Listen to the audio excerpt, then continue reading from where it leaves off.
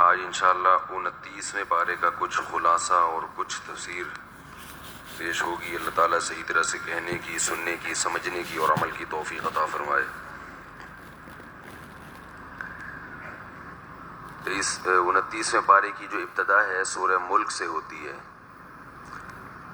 تبارک الذی بیدہ الملک وہو علی کل شیء قدیر، بہت برکت والی ہے وہ ذات جس کے ہاتھ میں بادشاہی ہے اور وہ ہر چیز پر قدرت رکھنے والا ہے۔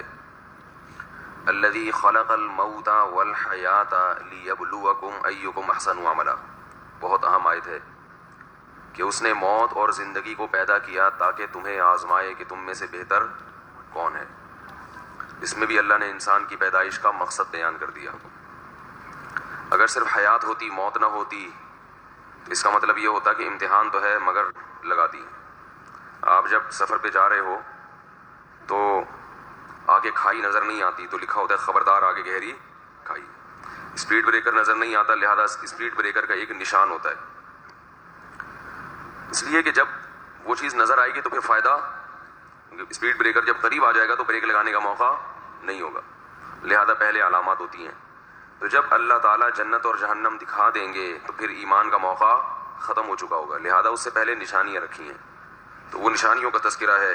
خلق سبع سماوات طباقا، 7 مضبوط آسمان بنائے اور تمہیں رحمان کی تخلیق میں کوئی عیب نظر نہیں آئے گا۔ فرجع البصر هل ترى من فطور، اپنی نگاہیں اٹھا کے کائنات میں گھماؤ، تمہیں کوئی اس میں عیب نظر، اگر یہ چیزیں خود سے بنی ہوتی تو عیب دار ہوتی۔ ثم ارجع البصر، فرمایا ایک دفعہ نہیں پھر دوبارہ اٹھاؤ، یعنی ایک دفعہ تو ہم نے نظر گھما لی سورج چاند کا نظام کو، آم کے درختوں کو، ناریل کو، پپیتے کو، سیب کو، خربوزوں کو، ایک ایک چیز کو نظر اٹھا کے ہم نے گھمایا، ہمیں عیب نظر نہیں آیا۔ ایک ایک چیز کو ایک شاہکار بنایا اس نے اپنی قدرت کا۔ تو ایک دفعہ جب نظر گھمائی ہے، ہم گھما کے بیٹھ گئے، ہم نے کہا ہمیں تو نظر نہیں آیا، اللہ نے کہا ثم ارجع، پھر اٹھا نظر دوبارہ، کیونکہ ایک دفعہ سے تجھے فائدہ حاصل، کیونکہ سیدھے راستے میں تو پھر بھی نہیں آیا نا۔ بھائی روزہ ہم کو بھی لگتا ہے، صرف آپ کو نہیں لگتا، یہ ذہن میں رکھیں، ٹھیک ہے نا۔ ایک دفعہ میں فائدہ نہیں ہوا، جب نہیں ہوئی نہیں، کیونکہ عمل تو تبدیل ہوا نہیں، اعمال تو ویسے کے ویسے ہی ہیں، اس لیے اللہ نے کہا ثم ارجع البصر، پھر دوبارہ نظر اٹھا، اور پھر ہم تجھے بار بار کیا کہیں گے، نظر اٹھا نظر اٹھا، کرتین، بار بار اٹھاتا رہے، دیکھتا رہے اس کائنات کی وسعتوں میں، غور کرتا رہے، اے اللہ نتیجہ کیا نکلے گا، کیا مجھے کوئی عیب نظر آئے گا؟ فرمایا ینقلب الیک البصر، تیری نگاہیں تیری طرف واپس لوٹیں گی، خاسئا ذلیل ہو کر، تو تلاش کرے گا عیب مگر عیب نظر، ذلیل ہو کر لوٹیں گی، وہو حسیر، اور وہ تھک چکی ہوں گی عیب تلاش کرنے میں، ان کو عیب نظر نہیں ہے۔ ایسا ہر چیز کو ایک خاص اندازے سے اس نے، سورج کو دیکھ لو، زمین سے کہا جاتا ہے کہ 9 لاکھ گنا بڑا ہے، لاکھوں سال ہو گئے، ایک خاص جگہ سے نکلتا ہے، خاص جگہ پہ غروب، رب المشرقین و رب المغربین، 2 مشرق ہے نا، گرمیوں کا مشرق اور ہے اور سردیوں کا مشرق اور ہے، تو بس روزانہ تھوڑا تھوڑا کھسک کے ادھر جاتا ہے، پھر واپس ادھر آ جاتا ہے، پھر ادھر جاتا ہے، پھر ادھر۔ تو ایسے کے دلائل بہت واضح رکھ دیے ہیں، اس کے بعد بھی اگر کوئی ایمان نہیں لاتا تو اس کی سزا بہت سخت ہے۔ اذا القوا فیہا سمعوا لہا شہیقا وہی تفور، جب اس جہنم کی آگ میں ڈالے جائیں گے تو چیخ و پکار کی آواز سنیں گے، جہنم خود غضب سے چیخ رہی ہوگی، وہی تفور، اور وہ کھول رہی ہوگی، تکاد تمیز من الغیظ، فرمایا ایسی غضبناک ہوگی جہنم کہ قریب ہے کہ وہ غضب کی وجہ سے پھٹ پڑے۔ خود اللہ نے جہنم میں بھی ایک حص رکھی ہے کہ نافرمانوں پر اس کو کیا ہوگا، غضب ہوگا۔ جیسے بہت زیادہ جب کسی کو غصہ آتا ہے نا، ہم کہتے ہیں برین ہیمریج سے مر جائے گا، یہ رگ پھٹ جائے گی دماغ کی، اس لیے اللہ نے جہنم کی ہولناکی کو بیان کیا، تکاد تمیز من الغیظ، قریب ہے کہ وہ غیظ و غضب سے پھٹ جائے۔ کلما القی فیہا فوج، جب بھی اس میں کوئی لشکر ڈالا جائے گا، سألہم خزنتها، جہنم کے داروغہ پوچھیں گے، الم یاتکم نذیر، تمہیں کوئی ڈرانے والا نہیں آیا، کسی نے بتایا نہیں کہ یہ کیسی سخت جگہ ہے؟ قالوا، وہ کہیں گے ہاں، بلا قد جاءنا نذیر، آئے تھے ڈرانے والے، فکذبنا، ہم نے ان کا انکار کیا، وقلنا ما نزل اللہ من شیء، ہم نے کہا اللہ نے آسمان سے بندوں کی ہدایت کے لیے کچھ بھی نازل نہیں کیا، یہ سب مولویوں کی باتیں ہیں، مذہبی لوگوں کی باتیں ہوتی ہیں، کچھ بھی نازل نہیں کیا۔ وقالوا، اور وہ کہیں گے لو كنا نسمع او نعقل، اگر ہم پیغمبروں کی بات کو سن لیتے اور عقل سے کام لیتے، ما كنا فی اصحاب السعیر، تو آج اس بھڑکتی ہوئی آگ میں داخل نہ ہوتے۔ فاعترفوا بذنبهم، اللہ فرماتے ہیں کہ یہ لوگ اپنے جرم کا اعتراف کر لیں گے، فسحقا لاصحاب السعیر، لیکن یہ اللہ کی رحمت سے دور ہو گئے، آج خالص اعتراف کا کوئی فائدہ نہیں ہوگا. اس کے برعکس جنت والوں کا حال ہے ان الذین یخشون ربهم بالغیب، فرمایا جو بن دیکھے اپنے رب سے ڈرتے ہیں. رب کو دیکھا نہیں، کیونکہ دیکھ لیں تو پھر سب ڈریں گے، دیکھ لیں تو پھر تو بھائی سب ڈریں گے. جو بغیر دیکھے اس کی نشانیوں پر ایمان لا کے اپنے رب سے ڈرتے ہیں، لہم مغفرۃ، ان سے اگر کوئی خطائیں ہو گئیں تو اللہ معاف بھی کرے گا. واجر کبیر، اور بہت بڑا اجر اللہ نے ان کے لیے تیار کر کے رکھا ہے. واسروا قولکم، تم بات چھپا کے کرو، او اجہروا بہ، یا کھلے عام کرو. انہ علیم بذات الصدور، وہ سینوں کے بھیدوں کو بھی جانتا ہے. پھر اللہ نے سورہ ملک میں اپنی، چونکہ بڑی اہم صورت ہے، حدیث میں اس کی بڑی ترغیب ہے، روزانہ رات کو اس کی تلاوت کرنی چاہیے. فرمایا جعل لکم الارض ذلولا، زمین کو اس نے تمہارے لیے مسخر کر دیا. فامشوا فی مناکبہا، فرمایا امنتم من فی السماء ان یخسف بکم الارض، جو ذات آسمانوں میں ہے اس سے تم بے خوف ہو گئے کہ وہ تمہیں زمین میں کہیں، ایسا بھی تو کر سکتا ہے کہ تم نافرمانی کرو وہ تمہیں زمین میں دھسا دے، تو تم اس سے کیسے بے خوف ہو گئے کہ تمہیں زمین میں نہیں دھسائے گا. ام امنتم من فی السماء، جو آسمانوں میں رب ہے تم بے خوف ہو گئے، یرسل علیکم حاصبا، وہ تم پر تیز ہوائیں بھی تو بھیج سکتا ہے. وَلَقَدْ كَذَّبَ الَّذِينَ مِن قَبْلِهِمْ فَكَيْفَ كَانَ نَكِيرٌ، فرمایا پچھلی امتوں نے کیسے اللہ کا انکار کیا تو اس کا انجام دیکھو کیا انجام ہوا. اولم يروا الى الطير، ان پرندوں کی طرف نہیں دیکھتے، فوقهم، اپنے اوپر، صافات، کیسے پر پھیلائے ہوئے صف بستہ ہو کے چل رہے ہوتے. پرندے کئی کئی کلومیٹر ایک ملک سے دوسرے ملک سفر کرتے ہیں لائن بنا کے.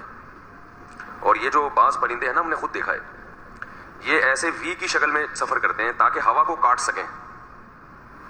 ان میں جو آگے ہوتا ہے نا وہ سب سے زیادہ ہوا کو کاٹ رہا ہوتا ہے، لہذا اس کی باریاں تقسیم ہوتی ہیں، کچھ دیر کے بعد وہ پیچھے آئے گا اور ایک پرندہ آگے آئے گا. اور اس طرح یہ ایک نارتھ پول سے ساؤتھ پول کا سفر کرتے ہیں، یعنی زمین کے ایک کنارے سے دوسرے کنارے. اتنے لمبے لمبے سفر صف بستہ ہو کے ترتیب سے یہ کرتے ہیں، تو اللہ فرماتے ہیں دیکھتے نہیں. ما یمسکہن الا الرحمن، ان کو آسمانوں میں روکا ہوا ہے کس نے؟ رحمان نے.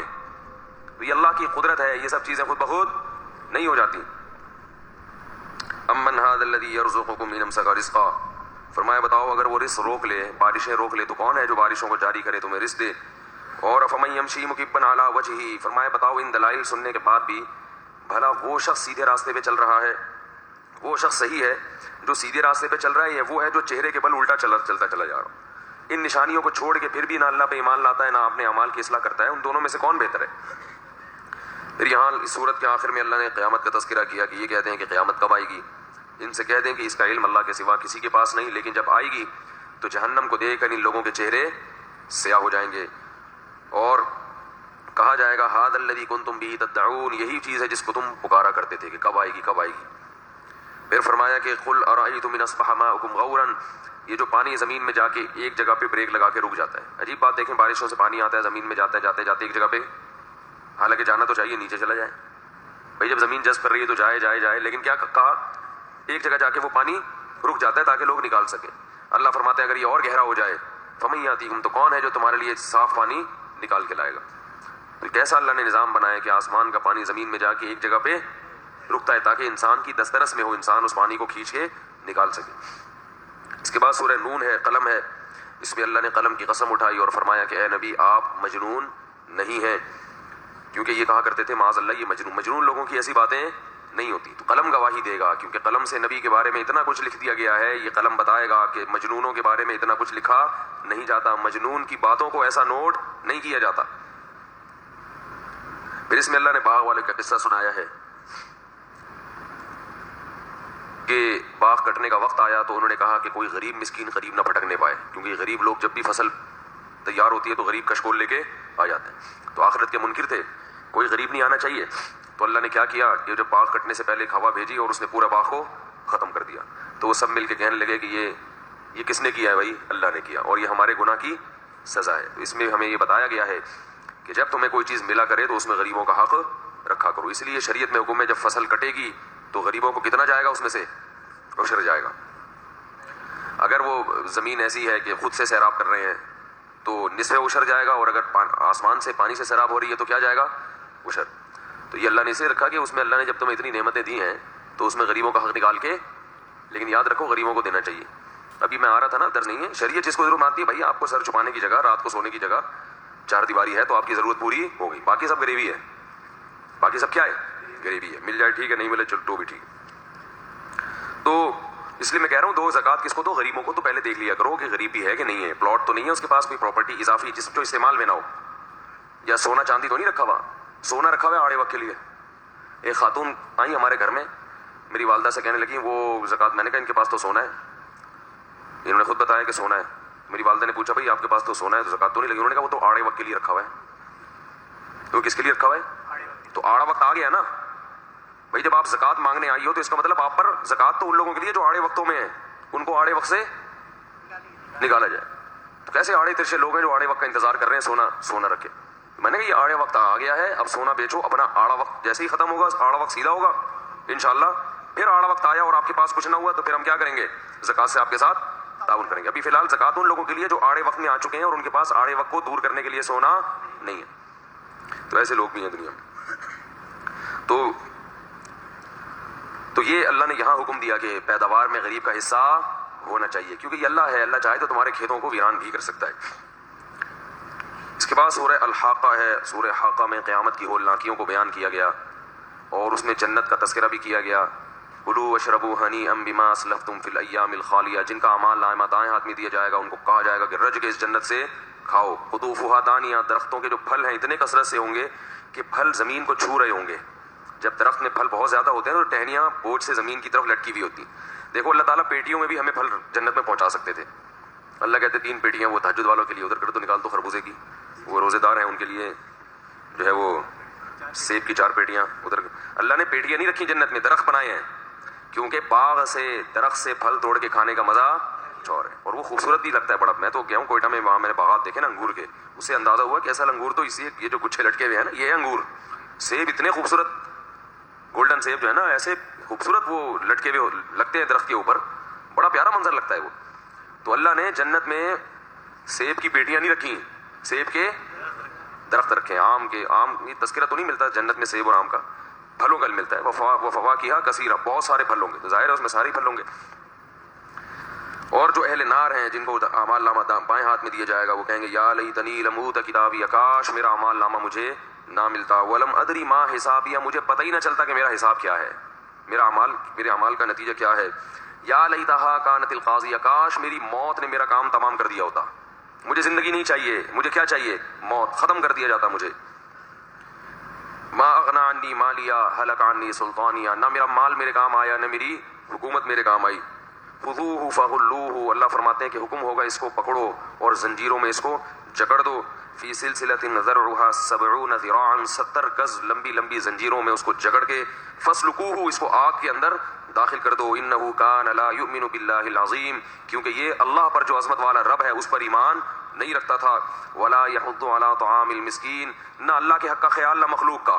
غربا اور مساکین کو کھانا کھلانے کی ترغیب نہیں دیتے. اس کی جذبے ہی نہیں تھے کہ کسی کو کھانا کھلایا جائے, اس کا جذبہ یہ تھا کہ میں خوش رہوں باقی دنیا جائے جیسے مرضی زندگی گزارے. تو اللہ کا حق بھی ادا کرنا ضروری اور اللہ کی مخلوق کا حق بھی. اس کے بعد سورہ معارج ہے. یہ جو چونکہ مکی صورتیں ہیں نا, اس میں زیادہ آخرت اور جنت جہنم ہی کا تذکرہ ہوتا ہے تاکہ ایمان مضبوط ہو, پھر اعمال کے لیے انسان تیار ہوتا ہے.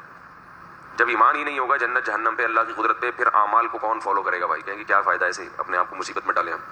تو اس لیے اللہ نے اس میں اس صورت میں خاص طور پہ اہل جنت کی صفات بیان کی کہ الذین هم علی صلاتہم دائمون, نمازوں کی پابندی کرتے ہیں.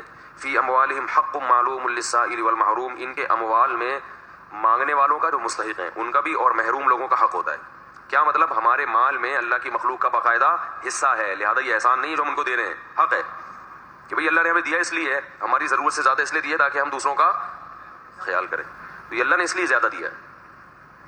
فرمایا والذین هم من عذاب والذین یصدقون بیوم الدین, آخرت کی تصدیق کرتے ہیں, رب کے عذاب سے ڈرتے ہیں.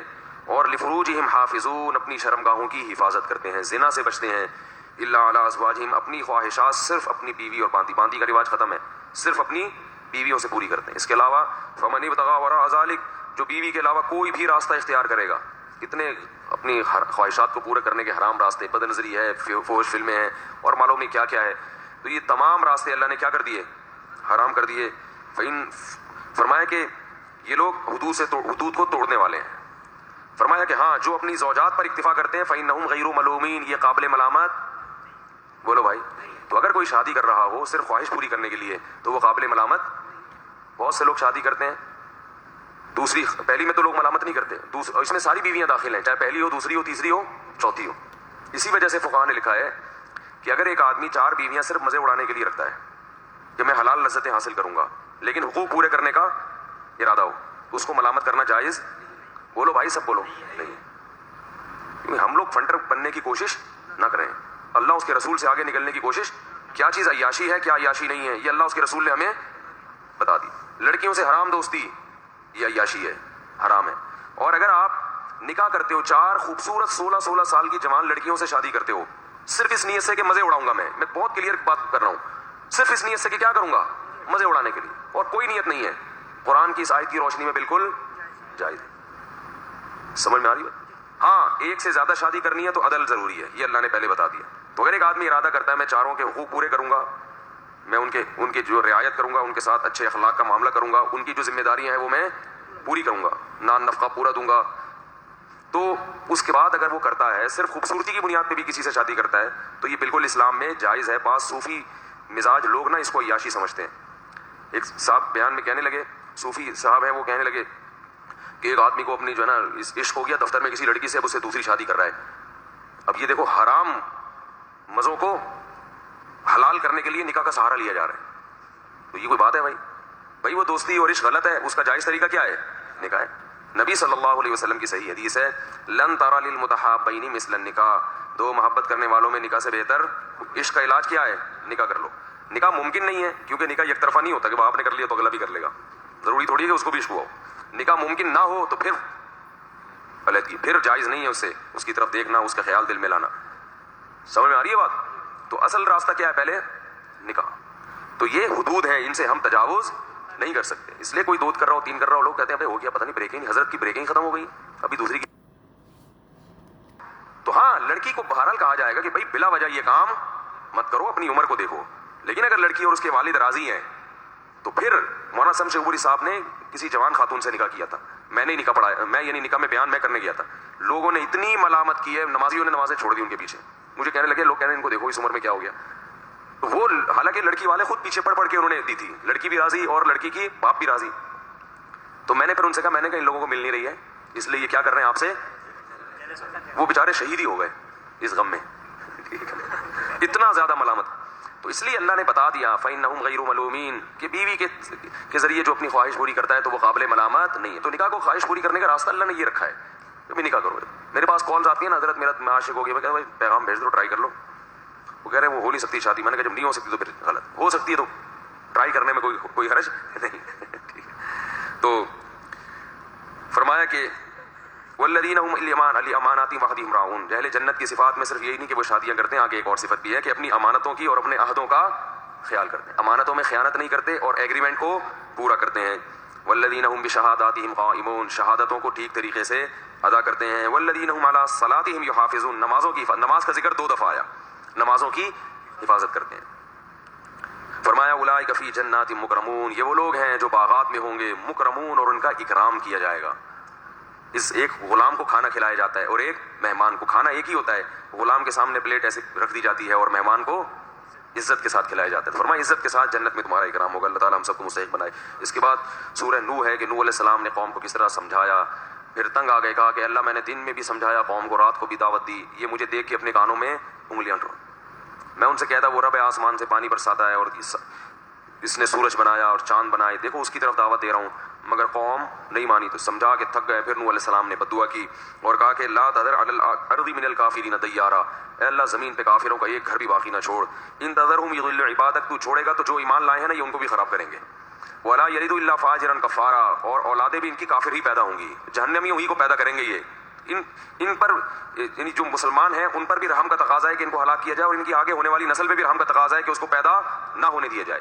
اسی سے علماء نے استدلال کیا ہے کہ اگر آپ کسی ایسی جگہ رہتے ہیں جہاں آپ کو یہ ڈر ہے کہ بچوں کی تربیت نہیں ہو سکے گی تو وہاں نسل روکنا جائز ہے. لیکن تربیت کا مطلب بچے کافر پیدا ہوں گے, ایسا ماحول ہے کہ آپ کو پتہ ہے کہ مسلمان نہیں ہوں گے تو پھر نسل روک سکتے ہیں آپ. لیکن اگر مسلمان پیدا ہو رہے ہیں تو وہ ہدایت پہ پیدا ہو رہے ہیں, پھر نسل نہیں ہوگی. ابھی الحمدللہ جہاں بھی جائیں تو اتنا ہے کہ بچے کم از کم ایمان پہ ہی پیدا ہوتے ہیں. لیکن اگر کوئی ایسی جگہ پھنس گیا ہے کہ اس کو پتہ ہے کہ میرا بچہ اس ماحول میں کافر ہی ہوگا تو پھر وہ روک سکتا ہے نسل, بلکہ روکنی چاہیے. سورہ جن ہے, اس میں وہی جنات کا پورا تذکرہ ہے, کس طرح سے وہ آئے اور تبلیغ کی اپنی قوم کو. اس کا کچھ میں نے سورہ احقاف میں کچھ بیان کیا تھا. سورہ مزمل ہے، اے اوڑھ لپیٹ کر سونے والے. جب نبی پر وحی نازل ہوئی پہلی، تو پھر اس کے بعد دوسری وحی نازل ہوئی، اے اوڑھ لپیٹ کر سونے والے قم، کھڑا ہو جا، قم اللیل، پوری رات نمازیں قائم کر، الا قلیلا، ہاں تھوڑا سا سونے کی تجھے اجازت ہے. تو تہجد کو فرض کیا گیا نبی صلی اللہ علیہ وسلم پر سورہ مزمل میں. سورہ مدثر میں تبلیغ کا حکم دیا گیا کہ اے چادر اوڑھ کے سونے والے قوم، کھڑا ہو، فانذر، لوگوں کو اللہ کے عذاب سے ڈرا. یہ بالکل ابتدائی آیات ہیں جب آپ کو نبوت دی گئی تھی. وَرَبَّكَ فَكَبِّرْ، اپنے رب کی کبریائی بیان کر، وَرَبَّكَ فَطَهِّرْ، اور اپنے لباس کو پاک رکھ. تو اسلام میں جو سب سے پہلا حکم نازل ہوا ہے وہ طہارت کا نازل ہوا ہے. بھائی اقرا بسم ربک الذی خلق کے ابتدائی آیات نازل ہوئی ہیں، پھر سورہ مدثر کی ابتدائی آیات نازل ہوئی ہیں. تو سب سے پہلا حکم کیا نازل ہوا؟ صفائی کا. اپنے کپڑوں کو کیا رکھو. اس سے پتہ چلا کہ لباس جب پاک ہوگا تو بطریق اولا جسم کو پاک رکھنا ضروری ہے. اس کو کہتے ہیں دلالت النص. کہ بھائی ماں باپ کو اف کہنا جائز نہیں تو مارنا تو اور حرام.